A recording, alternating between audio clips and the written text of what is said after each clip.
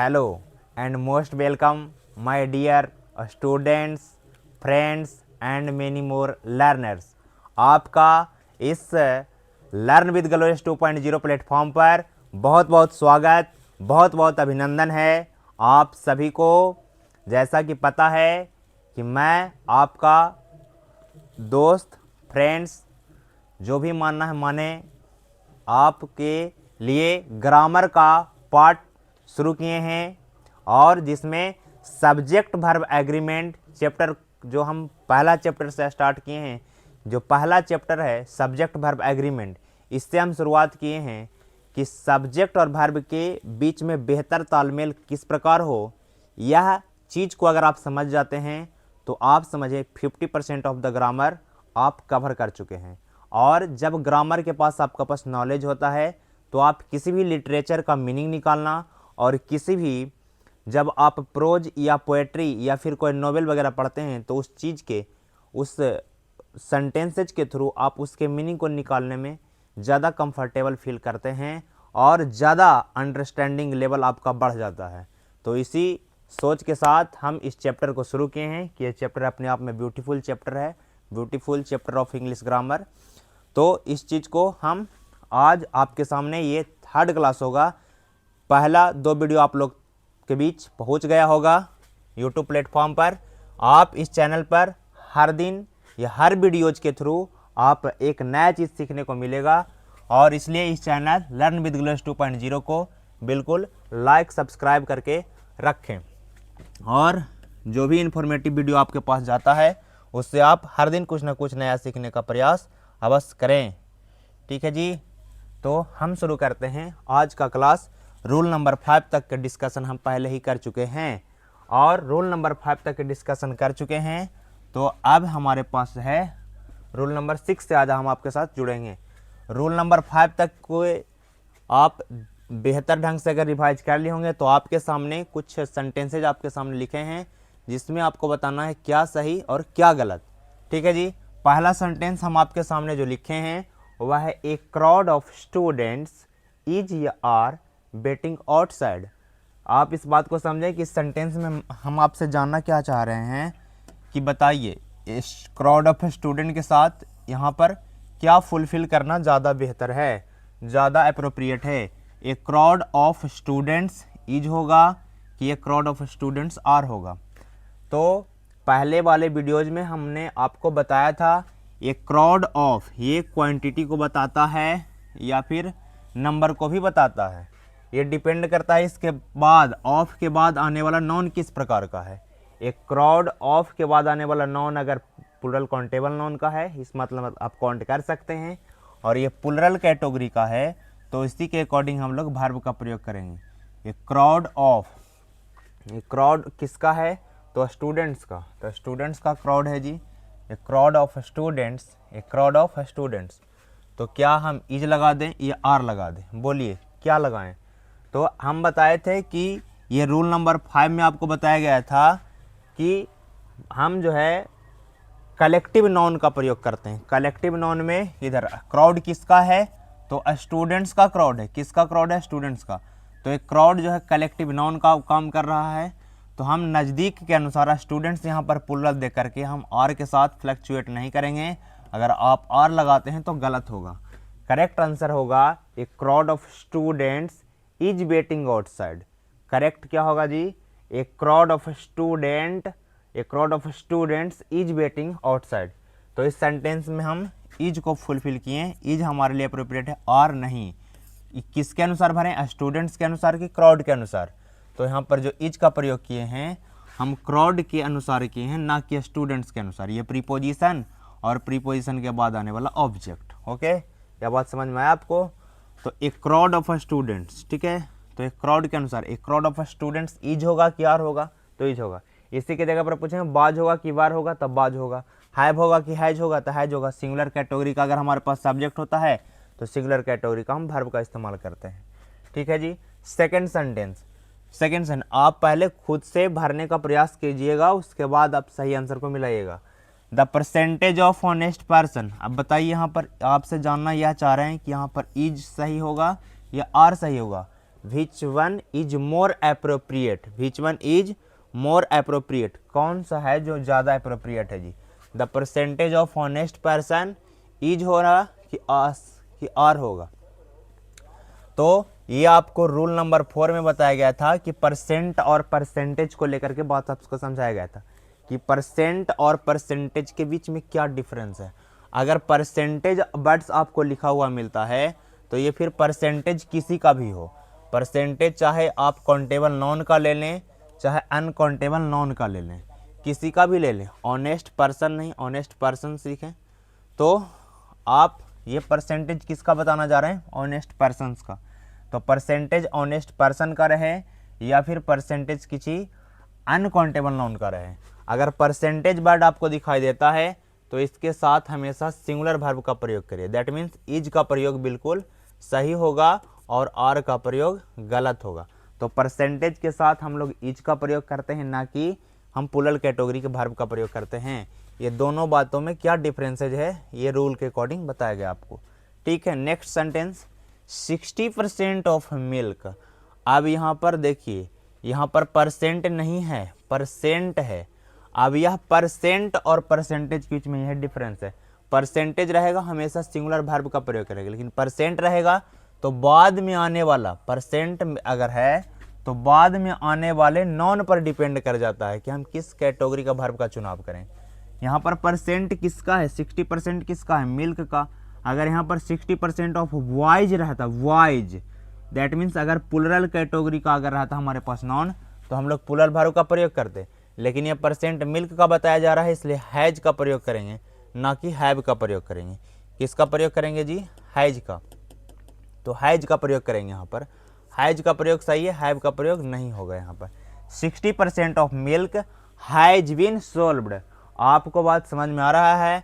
Next, a number of the number. ये दोनों बातें आपको बताया गया था पिछले वीडियो में, ए नंबर ऑफ और द नंबर ऑफ। अगर आप इसको बनाने में सक्षम नहीं हैं, अगर आपको लग रहा है कि चीज़ें किससे बनता है, तो आप हमारे पीछे वाला वीडियोज को अवश्य देख लीजिए। ठीक है जी, और बाकी समझने के लिए यहाँ पर समझते हैं हम। ए नंबर ऑफ स्टूडेंट्स से ए नंबर ऑफ द नंबर में क्या डिफरेंस है, ये पिछले वीडियो में बताया गया था, फिर से आपको बताते हैं। ए नंबर ऑफ इनडिफिनिट क्वांटिटी या नंबर को बताता है, और जैसे ही इनडिफिनिट हुआ तब हम लोग प्लूरल वर्ब का प्रयोग करेंगे। किसका प्रयोग करेंगे जी, प्लूरल वर्ब का प्रयोग करेंगे। दैट मीन्स यहाँ पर हैव है तो हैव का प्रयोग करेंगे, ना कि हैज का। लेकिन द नंबर होने से क्या होता है कि वह फिक्स्ड क्वांटिटी या फिक्स नंबर को बता देता है, डिफिनिट कर देता है। तो डिफिनिट कर देता है तो हम लोग सिंगुलर वर्ब का प्रयोग करेंगे। किसका प्रयोग करेंगे, सिंगुलर वर्ब का। The number of students has been increased. ठीक है जी, तो यहाँ पर ये बिल्कुल करेक्ट आंसर हुआ। मोस्ट ऑफ द, अब मोस्ट ऑफ द ठीक उसी प्रकार है जिस प्रकार परसेंट है, जिस प्रकार परसेंट है उसी प्रकार मोस्ट ऑफ द भी है। मोस्ट ऑफ द टीचर्स है और मोस्ट ऑफ द वाटर है। मोस्ट ऑफ द टीचर्स अगर है दैट मीन्स प्लूरल कैटेगरी का है तो यहाँ पर प्लूरल कैटेगरी के वर्ब का प्रयोग करेंगे, have come. Most of the teachers have come होगा, ना कि हैज कम होगा। उसी प्रकार मोस्ट ऑफ से कोई मतलब नहीं है, मोस्ट ऑफ किसका, तो वाटर का। तो वाटर है तो हैज का प्रयोग करेंगे, ना कि हैव का प्रयोग करेंगे। दैट्स, ये 6 के 6 प्रश्न आप सॉल्व कर सकते थे जब आप पिछले वाले वीडियोज को आप बेहतर ढंग से रिवीजन किए होंगे। अगर बेहतर ढंग से रिवीजन नहीं किए हैं, it is request to you, आप पीछे वाला वीडियोज को जाइए और रिवीजन करिए। देखिए, हमेशा सीखते रहना चाहिए, सीखना बहुत ज़रूरी है। ठीक है जी, नेक्स्ट, तो आज हम आपको रूल नंबर 6 से पढ़ाना चालू करते हैं। तो हो जाइए तैयार रूल नंबर 6 के लिए। रूल नंबर 6 क्या कहता है इस चीज़ को हम समझते हैं। रूल नंबर 6 जो हमारे पास है वह है कि government, board, staff, committee, company, public, jury. ठीक है, इन शब्दों पर आप कंसीडर करिएगा, आपका अटेंशन इन शब्दों पर होना चाहिए। कौन कौन सा शब्द है, गवर्नमेंट है, बोर्ड है, स्टाफ, कमिटी, कंपनी या फिर पब्लिक या फिर ज्यूरी। और सच वर्ड्स, ये ऐसे वर्ड्स हैं जी which are used in both form, singular and plural. ये सिंगुलर के फॉर्म में भी उपयोग किए जाते हैं और प्लूरल के फॉर्म में भी यूज किए जाते हैं। ये सिंगुलर के फॉर्म में भी यूज किए जाते हैं और प्लूरल के फॉर्म में भी यूज किए जाते हैं। जब दोनों के फॉर्म में यूज किया जाता है तो आपके मन में हो जाएगा कन्फ्यूजन, यहीं से कन्फ्यूजन क्रिएट होता है। जब एक ही व्यक्ति दो दो फॉर्मेट में काम करना शुरू कर दे तो आप कन्फ्यूज हो जाइएगा कि रियल में है क्या। तो इस चीज़ को पहचानना पड़ जाता है कि पता नहीं किस मूड में है। जैसे अगर एक ही व्यक्ति के अंदर नर्म व्यवहार भी हो, गर्म व्यवहार भी हो, दैट मीन्स कभी कभी वह बड़ा र्यूड भी हो जाता है और कभी कभी बड़ा काइंड भी हो जाता है। तो काइंड बिहेवियर भी उसके अंदर है और र्यूड बिहेवियर भी किसी व्यक्ति के अंदर है। ठीक है, दोनों बिहेवियर है। अब आप उस व्यक्ति से डर जाइएगा कि पता नहीं कब काइंड बिहेवियर है और कब र्यूड बिहेवियर है। और जिस व्यक्ति को आप जान जाएगा कि काइंड बिहेवियर वाले ही पर्सन हैं तो आप जान जाएगा कि चलो कोई दिक्कत नहीं, काइंड बिहेवियर वाला। र्यूड बिहेवियर वाले से बिल्कुल आप इस सब, अगर व्यक्ति सिंगल एक ही नेचर का होता है तो उससे व्यक्ति अलर्ट होता है कि अच्छा इस टाइप का यह व्यक्ति है, अलर्ट हो जाना चाहिए। ठीक उसी प्रकार जिस प्रकार हम लोग को ज़िंदगी में धोखा या मिसकंसेप्शन हो जाता है, चीज़ें नहीं समझ में आता है, उसी प्रकार यहाँ पर भी है। सब्जेक्ट वर्ब एग्रीमेंट में subject government, board, staff, committee, company, public, jury, ये ऐसे वर्ड्स हैं जो सिंगुलर भी हैं और प्लूरल भी हैं। अब तो कंफ्यूज होगा कि कब सिंगुलर कब प्लूरल। देखिए, अगर किसी सेंटेंस में यह सिंगुलर के फॉर्मेट में यूज किया गया है तो आगे आने वाला जितना भी वर्ब होगा यह उसके बदले, ये नॉन है तो इनके बदले जितने भी प्रोनाउन प्रयोग किए जाएंगे वह सब के सब सिंगुलर रहेंगे। Okay, that means singular category में बस शुरू हो गया है तो पूरा सिंगुलर ही जाएगा। पहला पॉइंट। अगर वह प्लूरल कैटेगरी से शुरू हो रहा है, अगर बाकी सारी बातें प्लूरल कैटेगरी में, तो जितना भी वर्ब है, प्रोनाउन है, सब प्लूरल कैटेगरी में जाएगा। यानी स्टार्ट अगर प्लूरल से किए हैं तो आपको एंड भी प्लूरल पर करना होगा, अगर स्टार्ट सिंगुलर से किए हैं तो एंड भी सिंगुलर से करना होगा। ठीक है, ये सेंटेंस के मीनिंग के थ्रू। देखिए, पहला सेंटेंसेज को समझते हैं। The jury was divided in their opinions. अब यहाँ पर देखिए सेंटेंस में एरर क्या है, इस सेंटेंस में डिफॉल्ट क्या है, इस सेंटेंस में मिस्टेक क्या है। पहला सेंटेंस जब पढ़ते हैं the jury was divided, jury was divided, देखिए किस सेंस की बात कर रहा है, डिवाइडेड के सेंस की बात कर रहा है। देखिए इस प्रकार की चीज़ें में दो ही बात, एक यूनाइटेड सेंस और एक डिवाइडेड सेंस। डिवाइडेड सेंस में व्यक्ति डिवाइड हो जाता है, इधर उधर हो जाता है, तो उस फॉर्मेट में हम लोग को प्लूरल मान करके आके जितना भी वर्ब वगैरह है सब चीज़ का प्लूरल का प्रयोग करना है। अगर यूनाइटेड सेंस का हो तो हमें वर्ब और प्रोनाउन सिंगुलर का इस्तेमाल करना होगा। ओके, देखिए द ज्यूरी वर डिवाइडेड, यहाँ भी डिवाइडेड है, दोनों जगह डिवाइडेड का सेंस है। तो अगर डिवाइडेड का सेंस है जी तो हम इसको हम एज्यूम करते हैं एज ए प्लूरल। तब प्लूरल एज्यूम करेंगे तो यहाँ पर बाज नहीं, क्या होगा, वर होगा, WERE, were. The jury were divided in their opinion, और ये देयर बता रहा है, इंडिकेट कर रहा है कि प्लूरल कैटेगरी में चीज़ों को लेकर के जाएं। ठीक है, सेकेंड नंबर सेंटेंस मिरर किया है, द ज्यूरी वर डिवाइडेड, बिल्कुल सही है, इन इट्स ओपिनियन। अब यहाँ पर इट्स में प्रॉब्लम है। ठीक है, यहाँ पर प्लूरल मान लिया, डिवाइडेड सेंस में प्लूरल, तो प्लूरल सब्जेक्ट प्लूरल वर्ब का प्रयोग कर दिया, लेकिन यहाँ पर प्रोनाउन में मिस्टेक है। प्रोनाउन हम लोग प्लूरल कैटेगरी का नहीं रखे हैं बल्कि सिंगुलर कैटेगरी। यहाँ पर करेक्ट होना चाहिए देयर, क्या होना चाहिए, सेकंड सेंटेंस। दोनों सेंटेंसेज में क्या एरर था, इसमें एरर था कि बाज के जगह पर वर होना चाहिए क्योंकि डिवाइडेड का सेंस दे रहा है, आगे प्लूरल है, ये भी प्लूरल, पूरा प्लूरल प्लूरल प्लूरल ही होना चाहिए। यहाँ पर प्लूरल था, यहाँ भी प्लूरल था, डिवाइडेड का सेंस भी था, लेकिन यहाँ प्रोनाउन में मिस्टेक था। ठीक है, तीसरा सेंटेंस हमारे पास है, the government have done so in their interest, कि गवर्नमेंट ने जो ये किया है, सरकार ने जो ऐसा कदम जो भी कुछ किया है वह अपने इंटरेस्ट में किया है। अपने इंटरेस्ट कहने का मतलब सो इन देयर इंटरेस्ट माने अपने हित में। कभी कभी गवर्नमेंट जो कुछ करता है अपने हित में कर लेता है, चलिए पब्लिक वगैरह को कुछ फ़ायदा हो या ना हो, लेकिन इसमें सरकार को फ़ायदा होने वाला है। तो बहुत सारे स्कीम्स या बहुत सारे प्रोजेक्ट्स ऐसे हैं जिससे गवर्नमेंट को सीधा सीधा डायरेक्टली एडवांटेज मिल जाता है, लेकिन पब्लिक वगैरह को नहीं मिल पाता। तो उसी सेंस को समझाना चाह रहा है सेंटेंस कि the government have done so in their interest. And second sentence में है, नेक्स्ट सेंटेंस में है कि the government has done so in its interest. दोनों सेंटेंस में क्या है, दोनों सेंटेंस बिल्कुल सही है। देखिए हैव के सेंस में ले गया, यानी हैव के सेंस ले गया, तो यहाँ पर हम लोग प्रोनाउन भी देयर का इस्तेमाल किए हैं। ठीक है जी, तो प्रोनाउन अगर देयर का इस्तेमाल किए हैं तो यहाँ पर वर्ब भी देयर का इस्तेमाल किए हैं, और यहाँ पर अगर हम वर्ब सिंगुलर का इस्तेमाल किए हैं तो प्रोनाउन, आगे वाला प्रोनाउन भी सिंगुलर है। दैट मीन्स ये दोनों सेंटेंस अपने आप में क्या है, बिल्कुल अप्रोप्रिएट है, बिल्कुल करेक्ट है। यह बात आपको छोटा सा बात समझ में आया। यहाँ पर गवर्नमेंट और ज्यूरी को लेकर के डिस्कस किया गया है, उसी के जगह पर कमिटी, कंपनी, पब्लिक, बोर्ड वगैरह को भी लेकर के डिस्कस आपके साथ किया जा सकता है। ठीक है, चीज़ों को आप ध्यान में रखें। रूल नंबर 6 को हमें लगता है कि आप समझ पाए होंगे। क्या आपको समझने में कोई परेशानी है? बिल्कुल सही ढंग से समझें, बस 2 ही बात था, समझने में कोई परेशानी नहीं होना चाहिए। कि देखिए government, board, staff, public, committee, company, ये ऐसे वर्ड्स हैं जो सिंगुलर और प्लूरल दोनों फॉर्मेट में रह सकता है। अगर वह सिंगुलर के फॉर्मेट रहे तो शुरू से लेकर के अंत तक हमें सब कुछ सिंगुलर देखना होगा। अगर हमें प्लूरल के फॉर्मेट में तो शुरू से लेकर के अंत तक सब कुछ प्लूरल फॉर्मेट में देखने को मिले। चलिए, यह बात आपको समझ में आ गया होगा। रूल नंबर 6 के बाद रूल नंबर 7 पर बढ़ते हैं। रूल नंबर 7 क्या कहता है? रूल नंबर 7 दैट इज ये है रूल नंबर 7। ये रूल नंबर 7 क्या कह रहा है? रूल नंबर 7 हमें क्या कहता है? If the subject of the sentence is such non, कि अगर किसी भी सेंटेंस का सब्जेक्ट इस प्रकार का नॉन हो विच डिनोट फिक्स्ड क्वांटिटी। यहाँ पर मेन पॉइंट ये है कि अगर हमारे पास किसी भी सेंटेंस का सब्जेक्ट अगर ऐसा नॉन हो जो फिक्स्ड क्वांटिटी या फिर फिक्स्ड नंबर को बताता है, तब हम उसके साथ सिंगुलर वर्ब का इस्तेमाल करते हैं। ऐसा क्यों करते हैं? क्योंकि जैसे ही वह फिक्स्ड क्वांटिटी या फिक्स्ड नंबर को बता रहा है तो हम उसे सिंगुलर, क्या जी, हम उसे सिंगुलर सब्जेक्ट मान लेते हैं। ओके, वह सिंगल यूनिट को बताता है, इसलिए हम उसको सिंगुलर मानते हैं, इसलिए उसके साथ वर्ब भी सिंगुलर का प्रयोग करते हैं।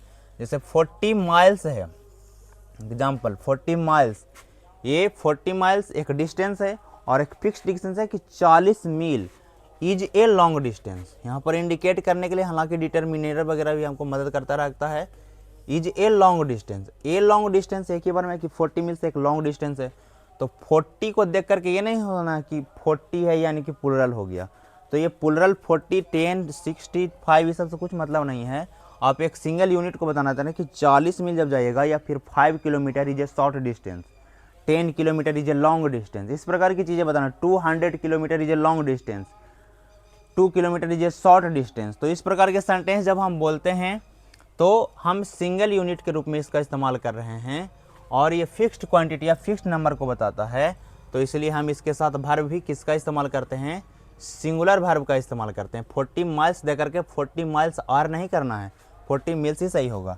10 rupees was given to me, अब 10 रुपया मुझे दिया गया था, तो 10 रुपीज़ एक यूनिट के रूप में दिया गया है कि 10 रुपया डायरेक्ट दिया गया, हमको 10 रुपया दिया गया था, तो हम 10 रुपया को हम सिंगल यूनिट मानते हैं और इसलिए इसके साथ वर्ब का भी प्रयोग करते हैं सिंगुलर कैटेगरी को। Okay, next 10 hours is enough for the work.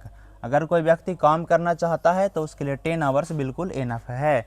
10 घंटा काम करिए, आपके लिए बिल्कुल पर्याप्त है। तो 10 hours is enough for the work. तो वर्क के लिए कितना आवर? तो 10 आवर्स। अब 10 आवर्स को एक यूनिट के रूप में लिया, यानी कि अलग अलग कह रहा है कि 10 आवर्स आप कलेक्टिवली अगर वर्क कर लेते हैं तो आप इसको यूनाइटेड सेंस में लेके जाएं तो इसके साथ इज का प्रयोग करेंगे। किसका प्रयोग करेंगे जी? इज का प्रयोग करेंगे। दैट मीन्स कहने का मतलब है सिंगुलर वर्ब का प्रयोग करेंगे। ठीक है, इज हो चाहे बाज हो चाहे कुछ भी हो। 2 years is sufficient to complete the project. अगर किसी को प्रोजेक्ट कंप्लीट करना है तो 2 ईयर्स उसके लिए सफिशिएंट है, ऐसा इस सेंटेंस का कहना है। तो 2 ईयर्स एक सिंगल यूनिट के रूप में हम काउंट कर रहे हैं, इसलिए यहाँ पर 2 ईयर्स देख करके आर नहीं कर देना। 2 ईयर्स आर सफिशिएंट नहीं होगा, 2 ईयर्स इज सफिशिएंट ही होगा। इसी बात को अगर आप ध्यान में रखते हैं तो चीज़ें बिल्कुल आसान होता है, और जो स्टूडेंट्स इस चीज़ को नहीं पढ़ते हैं उनके लिए चीज़ें कठिन हो जाता है।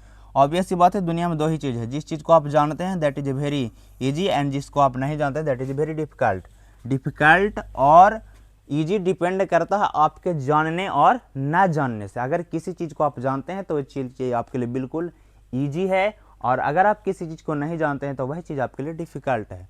ठीक है जी, 60 पॉइंट्स। तो हर एक चीज़ को जानें और जितना जानेंगे आप उतना ही चीज़ें आपके लिए आसान हो जाएगी। तो 60 points is a handsome amount. कहा जा रहा है कि 60 पॉइंट एक हैंडसम अमाउंट होता है जी। तो 60 पॉइंट्स को कलेक्टिवली बात किया जा रहा है, तो 60 पॉइंट्स देख करके और नहीं करना है कि 60 पॉइंट्स और a handsome amount. 60 pounds is a handsome amount ही होगा, बिल्कुल करेक्ट। ठीक है। 5 टन्स ऑफ कोल, ये 5 टन्स किसका है? कोल का। कोल मीन्स कोयला का। तो 5 टन अगर कोयला जो है नीडेड फॉर द वर्क, अब कहीं पर कोई वर्क चल रहा होगा उसके लिए कितना नीड है? तो 5 टन कोयला की आवश्यकता है। तो 5 टन्स ऑफ कोल देख करके, यहाँ पर टोन्स देख करके या टन्स देख करके आप आर नहीं लगाएंगे, इज ही लगाएंगे कि 5 टन्स जो है वह एक सिंगल यूनिट के रूप में वर्क कर रहा है। क्या यह आपको छोटी सी बात समझ में आया कि हाँ इस बात को हम समझ गए हैं?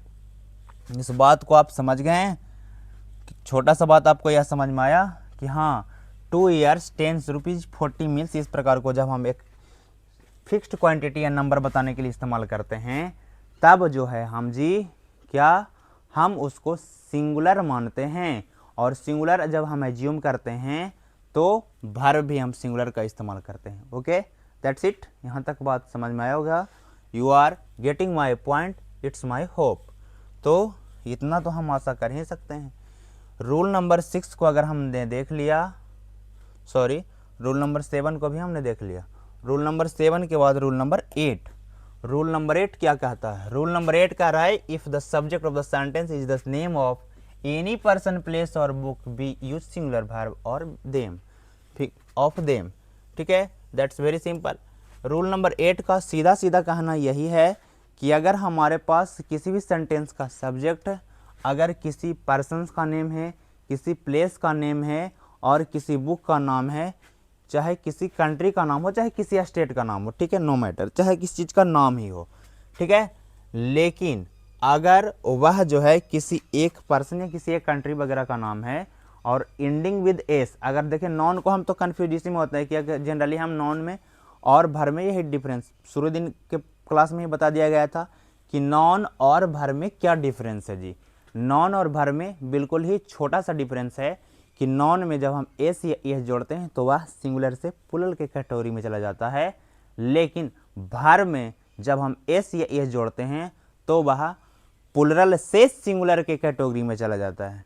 तो जनरली जब हम किसी भी नॉन का एंडिंग जब हम एस से देखते हैं तो हम यह एज्यूम कर लेते हैं कि वह प्लूरल कैटेगरी का नॉन होगा, हालांकि ऐसी कोई बात नहीं है, ऐसी कोई बात नहीं है। ऐसा बिल्कुल भी नहीं है कि किसी भी नॉन का एंड अगर एस से हो रहा है तो वह प्लूरल है। ठीक है, इस बात को आप मान ही लें, समझ ही लें कि हाँ बिल्कुल।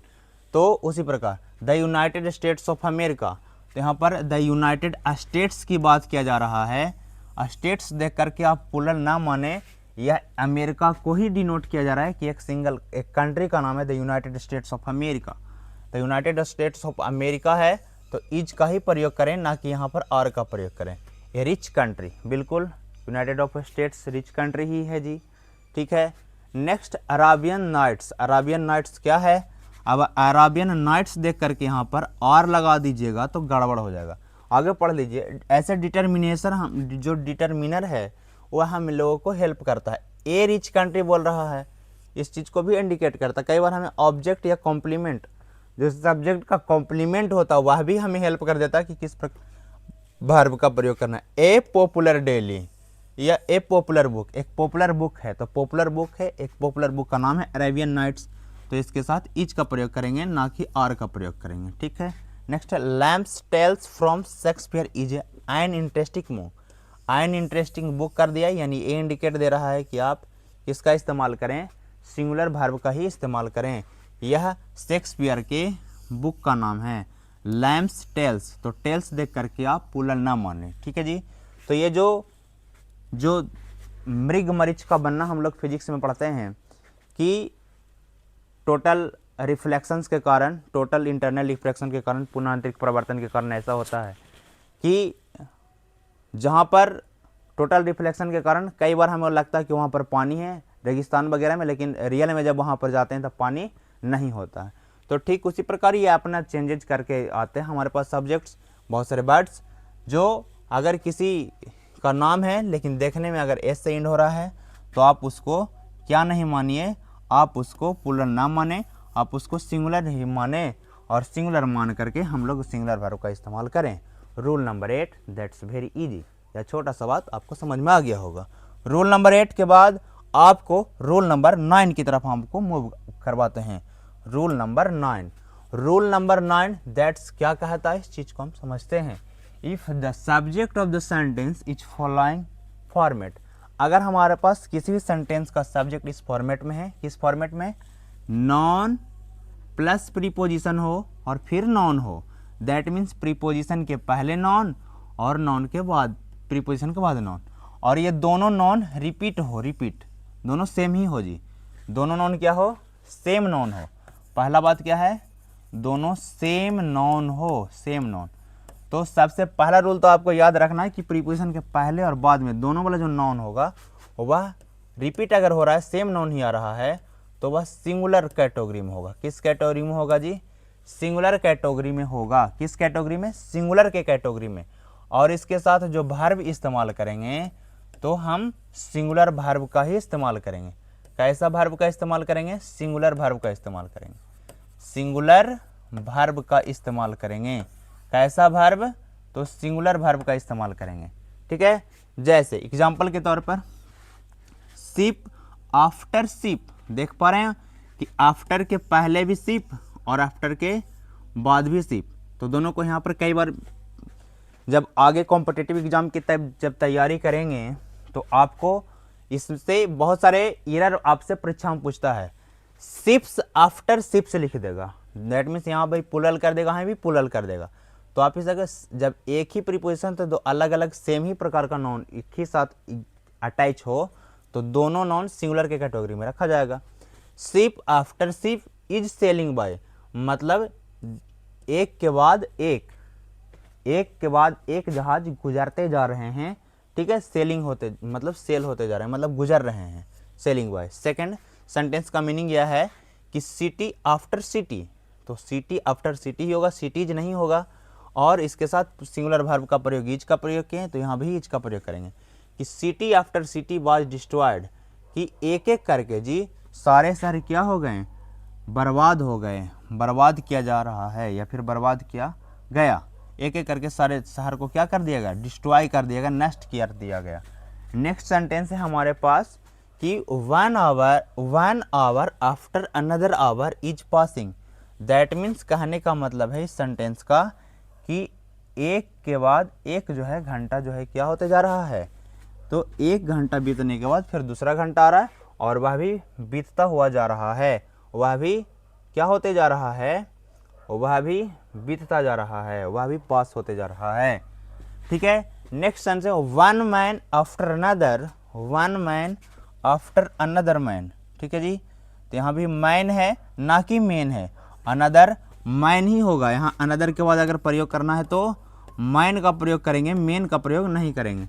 और बाकी उसी के अकॉर्डिंग हम लोग सिंगुलर वर्ब का इस्तेमाल किए इज, और यहाँ पर बाज, शॉर्ट रीड, एक के बाद एक व्यक्ति को मार दिया गया है, ठीक है। नेक्स्ट है बहुत ही दुखद घटना, letter after letter, letter after letter ही होगा, लेटर्स नहीं होगा, लेटर्स नहीं होगा। और ये सिंगुलर लेटर ही रहेगा तो यहाँ पर डिस्क्राइब्स ही होगा ना कि डिस्क्राइब होगा। डिस्क्राइब्स समझ पा रहे हैं, डिस्क्राइब एक वर्ब है उसमें एस लगा दिया था, सिंगुलर हो गया। तो लेटर आफ्टर लेटर डिस्क्राइब्स हर टेंडर फीलिंग, किसी व्यक्ति के अंदर जो फीलिंग्स है, जो झुकाव वाला फीलिंग है, जो कोमलता है, किसी के अंदर बढ़िया चीज़ें हैं, तो उस चीज़ को उसका जो लेटर बार बार लेटर लिख करके, या फिर देखिए अब लेटर की जगह पर मैसेज का ज़माना है, मैसेज अगर कोई व्यक्ति बार बार कराए तो उसके फीलिंग्स को आप जान पाएंगे कि वह व्यक्ति रियल में क्या कहना चाह रहा होगा। तो ये था हमारे पास रूल नंबर 9। रूल नंबर 9 को आप समझ पाए होंगे। रूल नंबर 9 का छोटा सा कहना यही था कि देखिए अगर किसी प्रीपोजिशन के पहले और बाद में नॉन हो और दोनों नॉन सेम हो तो दोनों नॉन से पहली बात तो सिंगुलर होगा। अगर दोनों अलग अलग नॉन हो तो अलग बात है, लेकिन दोनों नॉन अगर सेम ही हो तो सेम नॉन हो तो सबसे पहली बात तो वह सिंगुलर होगा, ठीक है। जैसे ship after ship, city after city, one hour after another hour, one man after another man, letter after letter, ये इस चीज़ को बताया। अगर ऐसा है तो हम लोग जो वर्ब प्रयोग करेंगे वह भी सिंगुलर ही प्रयोग करेंगे। रूल नंबर 9 यही कह रहा था। क्या यह रूल नंबर 9 आपको समझ में आया? तो आप इस चीज़ को आप अपने कॉपी पर नोट डाउन कर लें, बेहतर ढंग से लिखें, समझने का प्रयास करें, ठीक है। आप इस चीज़ को समझने के लिए आप ऑक्सफोर्ड करेंट इंग्लिश ग्रामर का सहारा ले सकते हैं। हम उसी को प्रीफर कर रहे हैं, हम उसी को हम बेहतर ढंग से समझाने का प्रयास कर रहे हैं, उसी से चीज़ों को लिया जा रहा है। तो आपके पास अगर वो बुक है तो सब्जेक्ट वर्ब एग्रीमेंट चैप्टर निकालिए और वहाँ पर से चीज़ों को पढ़ना चालू करें और वहाँ के सेंटेंसेज को भी पढ़ें। जो भी सेंटेंसेज आपको नहीं समझ में आ रहा है आप उसको कमेंट में छोड़िए और बोलिए कि भैया या सर जो भी कहना कहें, कहने के लिए कोई दिक्कत है नहीं। और आप जो है उस सेंटेंस को कमेंट में लिख दें कि इस सेंटेंस का मीनिंग हम नहीं समझ पा रहे हैं या फिर यह रूल नंबर हमको नहीं समझ में आ रहा है। बाकी हम आपके साथ हर एक दिन 5-5 रूल डिस्कस करेंगे, ठीक है। तो आप हमारे अच्छे स्टूडेंट्स हैं, बिल्कुल सिंसियर स्टूडेंट्स हैं। इसी चीज़ को जिस प्रकार ऑनेस्टी के साथ आपको पढ़ाया जा रहा है, हम आपको भी यही चाहते हैं कि आप भी ऑनेस्ट हों और आप भी बेहतर कुछ करें। रूल नंबर 9 के बाद रूल नंबर 10 की तरफ मूव ऑन करते हैं। रूल नंबर 10 क्या कहता है? रूल नंबर 10 कहता है some nouns are always used in plural form, कि कुछ नाउन ऐसे होते हैं जो हमेशा कुछ नाउन ऐसे होते हैं जी। रूल नंबर 9 के बाद रूल नंबर 10, कुछ नाउन ऐसे होते हैं जो हमेशा किस फॉर्मेट में होते हैं? प्लूरल के फॉर्मेट में होता है। इसका सिंगुलर में कोई एग्जिस्टेंस नहीं है, सिंगुलर में इसका कोई एग्जिस्टेंस नहीं है, यह सिंगुलर हो ही नहीं सकता है, प्लूरल के फॉर्मेट में ही इस्तेमाल होगा। जैसे एग्जाम्पल के तौर पर ग्लासेज, ये ग्लासेज ये जनरल ग्लास की बात नहीं कर रहा है, कौन से वाला, ये ग्लासेज कह रहा है जो हम लोग पहनते हैं वो वाला ग्लासेज।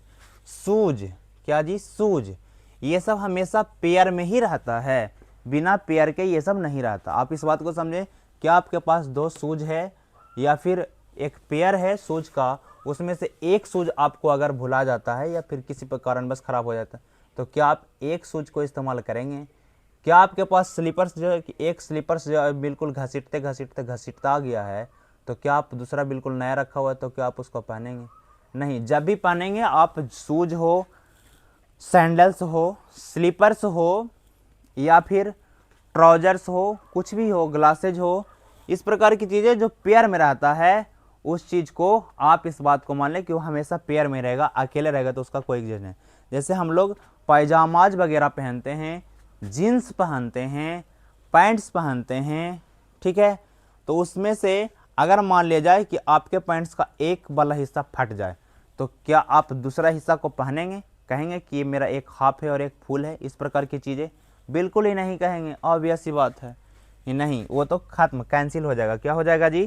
कैंसिल हो जाएगा।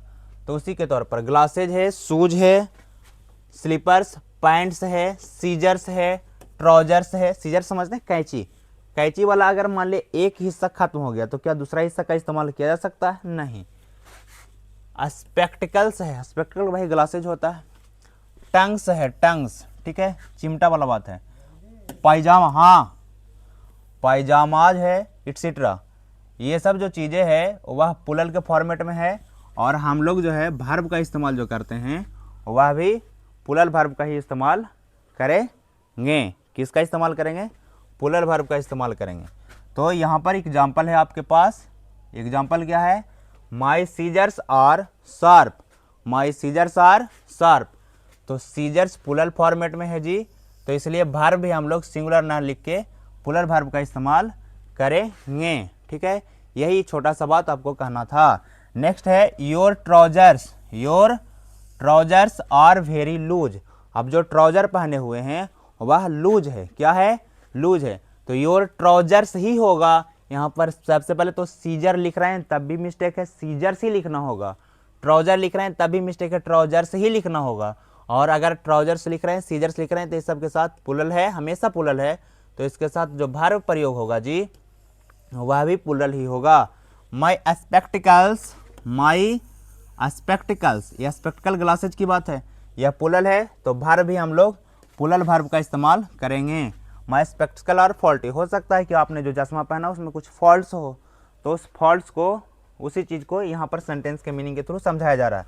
नेक्स्ट सेंटेंस हमारे पास the shoes are too old to use, जो हमारे पास जो शूज है वह बहुत ज़्यादा ओल्ड हो गया है, अब इतना ज़्यादा ओल्ड हो गया कि आप उसका इस्तेमाल नहीं करते हैं या फिर नहीं करते। The shoes are too old to use, तो सूज है, सूज नहीं लिख सकते हैं आप, इसको सूज ही लिखिएगा और इज नहीं आर का इस्तेमाल करिएगा। ए pair of shoes was presented. अब देखिए यहाँ पर ये चारों सेंटेंस को आप समझ पाए हुए हैं, तो हमारे पास जो नेक्स्ट दो सेंटेंस है इसको समझते हैं। A pair of shoes was presented to him. A pair of shoes है। अब यहाँ पर जब ए पेयर आप बोल देते हैं, ए पेयर ऑफ सीजर्स बोल देते हैं, तो इससे व्यक्ति आप समझ पा रहा है कि अब जो है चीज़ें सिंगल यूनिट के रूप में काम कर रहा है।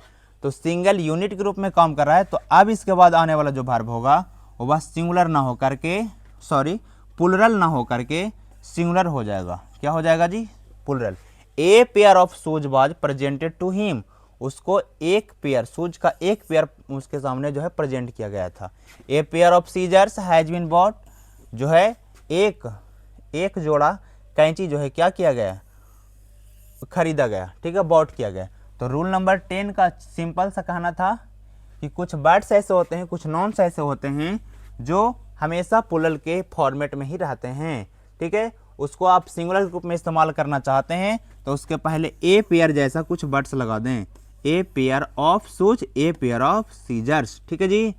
तो अगर आप ए पेयर लगा देते हैं तो वर्ब सिंगुलर प्रयोग करेंगे। कैसा वर्ब? सिंगुलर। और बाकी उस समय ये सब जो है अगर डायरेक्टली यूज करते हैं तो वर्ब हमारा प्लुरल कैटेगरी का होगा। ये था रूल नंबर 10 हमारा। Rule number 10। यहीं तक हम इस क्लास को ओवर करते हैं, एंड करते हैं। फिर हम आपको मिलेंगे नेक्स्ट क्लासेज में, टुमारो का क्लासेज में, कल वाला क्लासेज में हम आपका फिर से मोस्ट वेलकम करते हैं, फिर से बहुत बहुत स्वागत करेंगे। आज के लिए रूल नंबर 10 तक जो पढ़ाए हैं उस चीज़ को आप स्क्रीनशॉट ले करके या फिर कॉपी पर नोट डाउन कर करके आप नोट्स तैयार कर लें और बेहतर ढंग से पढ़ने का प्रयास करें। और हम कंटिन्यूटी के साथ, आपके साथ रेगुलरिटी के साथ मेंटेन करने का प्रयास करेंगे। हम चाहेंगे कि मैक्सिमम क्लासेज आपको दे दिया जाए ताकि आप मैक्सिमम जो है गेन कर पाएँ। किसी प्रकार का इस लैंग्वेज को लेकर के, इस सब्जेक्ट्स को लेकर के आपको कोई दिक्कत ना हो। ओके, तो फिर हम आपको मिलते हैं नेक्स्ट वीडियो में। तब तक के लिए आप अपने आप का ख्याल रखें। आप बहुत ही खास हैं अपने आप में। आप अपने खासियत को बनाए रखें और बेहतर ढंग से प्रयत्न करें बेहतर करने का। Thank you. फिर मिलते हैं आप लोग को नेक्स्ट क्लास में। Thank you my dear student.